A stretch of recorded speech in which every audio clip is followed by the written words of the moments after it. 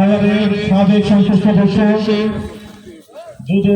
দুবারের নির্বাচিত সংসদ সদস্য, এই সাভার আসনের কৃতি সন্তান দেওয়ান মোহাম্মদ সালাউদ্দিন বাবু।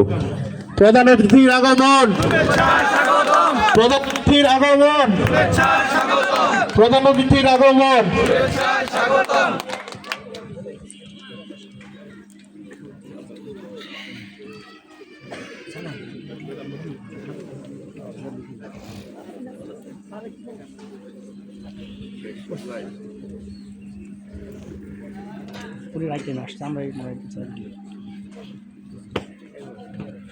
হ্যালো,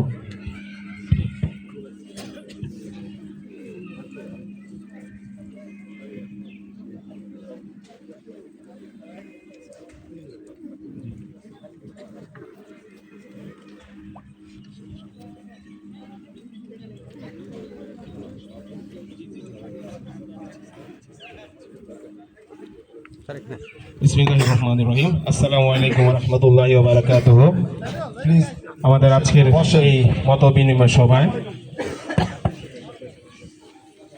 উপস্থিত রয়েছেন আজকের অনুষ্ঠানের সম্মানিত প্রধান অতিথি,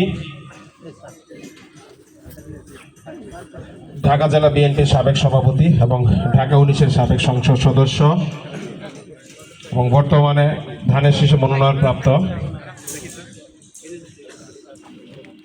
মোহাম্মদ সালাউদ্দিন আমাদের আজকের অনুষ্ঠানের প্রধান অতিথি হিসেবে উপস্থিত হয়েছেন আমাদের মাঝে। আজমামণি ম্যাম ঈশ্বরকান্দি উচ্চ বিদ্যালয়ের সম্মানিত সহকারী শিক্ষক এবং আরো উপস্থিত রয়েছেন আমাদের আজকের অনুষ্ঠানে বিশেষ অতিথি হিসাবে সাভার থানা বিএনপির সাধারণ সম্পাদক এবং সাভার ইউনিয়ন পরিষদের সম্মানিত সাবেক চেয়ারম্যান জনাব মোহাম্মদ গোলাম মোস্তফা স্যার। উপস্থিত রয়েছেন আমাদের এখানে অতিথি হিসাবে আমাদের দুসাইদ অধন্য কুমার উচ্চ বিদ্যালয়ের সম্মানিত অধ্যক্ষ জনাব মোহাম্মদ নাসিরউদ্দিন স্যার। উপস্থিত রয়েছেন দুসাইদ অধন্য কুমার উচ্চ বিদ্যালয়ের সম্মানিত সহকারী প্রধান শিক্ষক মোহাম্মদ জহিরুদ্দিন স্যার এবং উপস্থিত রয়েছেন আজকের এই অনুষ্ঠানের আয়োজক আমাদের আশুলিয়া থানা যুব দলের সম্মানিত সাবেক সাধারণ সম্পাদক এবং ঢাকা জেলা যুব দলের সম্মানিত সাবেক যুগ্ম সাধারণ সম্পাদক জনাব মোহাম্মদ তাজুল ইসলাম ভাই। উপস্থিত রয়েছেন আমাদের ইমতাজ আলী ভাই এবং আমাদের আরেক বন্ধু মোহাম্মদ মুশারফ ভাই। ধন্যবাদ আজকের এই মত বিনিময় সভায় আমাদের সম্মানিত অতিথিদের আগমনের জন্য। যেহেতু আমাদের সাথে কিছুক্ষণ আগে আমাদের সম্মানিত প্রধান অতিথি কথা হয়েছেন, ওনার যেহেতু সময় সংক্ষিপ্ত, এজন্য আমাদেরকে প্রোগ্রামটাকে ছোট করে নিয়ে আসতে হচ্ছে। তো আমরা সরাসরি আমাদের মূল কার্যক্রমে আমরা ফিরে যেতে চাই। তো আমরা এই ব্যাপারে ইনশাআল্লাহ সবাই সহযোগিতা করব। এবার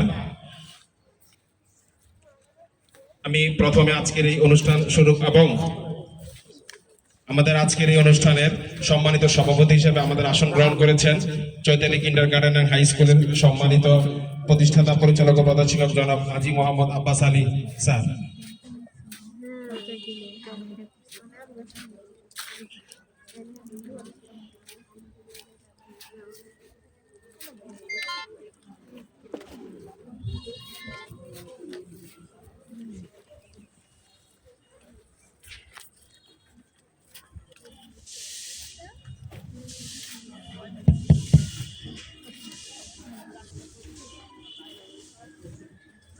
ওয়েদারের অবস্থা আজকে একটু বেটার, কিন্তু কয়েকদিন ধরে খুবই শীতে ছিলাম। সকালবেলা তো অনেক শীত থাকে। আমরা চাচ্ছি যে আমাদের এই পর্বটা একটার মধ্যে শেষ করতে। আমরা যে পর্বটা এখানে করতে চাচ্ছি যে আমার কিছু কথা আছে নিজে এবং একটা গল্প টল্প বলবো আপনাদের সাথে। অনেকদিন পরে আপনাদেরকে সামনাসামনি পেয়েছি। তারপরে কেউ আমাকে প্রশ্ন করতে চাইলে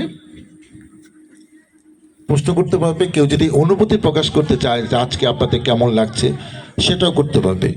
ওই পর্বটা আমার কাছে মনে হয় বেশি আকর্ষণীয় হবে।